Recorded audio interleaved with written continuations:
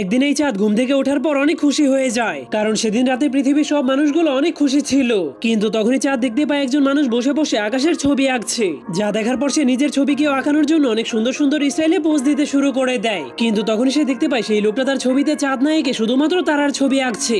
এজন্য চাঁদের অনেক হিংসা হতে শুরু করে, যার কারণে সে অনেক রেগে সবগুলো তারাকে কালো মেঘ দিয়ে ঢেকে দেয়, যার ফলে তখনই পুরো আকাশটাই অন্ধকার হয়ে যায়। কিন্তু এরপর যখন সেই পেইন্টার দেখতে পায় আকাশে সবগুলো তারা গায়েব হয়ে গেছে, তখন সে অনেক রেগে তার পেন্টিংটাকেই ভেঙে ফেলে, কারণ সে তারাবিহীন আকাশ একদমই পছন্দ করতো না। ঠিক তখনই একটা তারা সেই লোকটার মন খারাপ দেখতে পেয়ে তাকে খুশি করার জন্য তার কাছে চলে যায়। এরপর তাকে আবারও ছবি আঁকার জন্য উৎসাহ দিতে শুরু করে। কিন্তু সেই শয়তান চাঁদ লুকিয়ে লুকিয়ে সবকিছুই দেখছিল, এজন্য তারা সেই লোকটার আঁকা ছবিটাকে চাঁদটাকেও দেখিয়ে দেয়। কিন্তু তখনই চাঁদ দেখতে পায় আকাশে তারা না থাকার কারণে শহরের সবগুলো মানুষের মন অনেক খারাপ হয়ে আছে, যা দেখার পর চাঁদের অনেক টেনশন হতে শুরু করে।